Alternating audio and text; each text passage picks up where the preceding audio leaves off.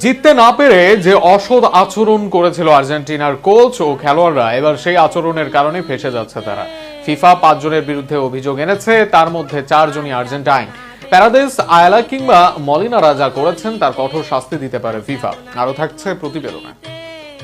2026 football বিশ্বকাপের final শেষে মাঠে ঘটে যাওয়া উত্তেজনাকর ঘটনার জেরে নতুন বিতর্কে জড়িয়েছে আর্জেন্টিনা। স্পেনের বিপক্ষে শিরোপা নির্ধারণী ম্যাচ শেষে দুই দলের খেলোয়াড় ও কর্মকর্তাদের মধ্যে সংঘর্ষের ঘটনায় তদন্ত চালিয়ে আর্জেন্টিনার 4 জনের বিরুদ্ধে আনুষ্ঠানিক শৃঙ্খলা ভঙ্গের অভিযোগ এনেছে ফিফা।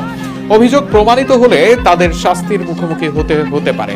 ফিফার প্রকাশিত তথ্য অনুযায়ী আর্জেন্টিনার মিডফিল্ডার লিয়ান্দ্রো প্যারাদেসের বিরুদ্ধে শৃঙ্খলা বিধির 14 নম্বর অনুচ্ছেদের এক ধারায় 3টি পৃথক আক্রমণের অভিযোগ আনা হয়েছে।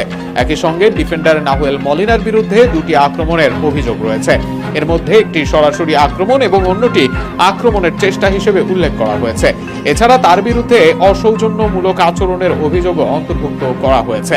খেলোয়াড়দের পাশাপাশি আর্জেন্টিনার সহকারী কোচ রবার্তো আয়ালার বিরুদ্ধেও একটি আক্রমণের অভিযোগ দায়ের করেছে ফিফা।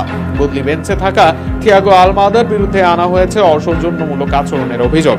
একই ধরনের অভিযোগের মুখোমুখি হয়েছেন স্পেনের মিডফিল্ডার গাভিও। ফিফা জানিয়েছে, অভিযুক্ত প্রত্যেক ব্যক্তি ও সংশ্লিষ্ট পক্ষকে নিজেদের অবস্থান ব্যাখ্যা করার সুযোগ দেওয়া হয়েছে। তাদের লিখিত জবাব ও তদন্তের সব তথ্য প্রমাণ পর্যালোচনা করার পর ফিফার শৃঙ্খলা কমিটি চূড়ান্ত সিদ্ধান্ত নেবে। সেই সিদ্ধান্তের ভিত্তিতেই জরিমানা, নিষেধাজ্ঞা কিংবা অন্য কোনো শাস্তিমূলক ব্যবস্থা নেওয়া হতে পারে। এদিকে বিশ্বকাপ চলাকালে শৃঙ্খলাজনিত আরেকটি বিতর্কে জড়িয়েছিল আর্জেন্টিনা। ইংল্যান্ডকে হারিয়ে সেমিফাইনাল জয়ের পর উদযাপনের সময় কয়েকজন খেলোয়াড় লাস মালভিনাস সন্স আর্জেন্টিনা লেখা একটি ব্যানার প্রদর্শন করেন। ফকল্যান্ড বা মালভিনাস দ্বীপপুঞ্জের মালিক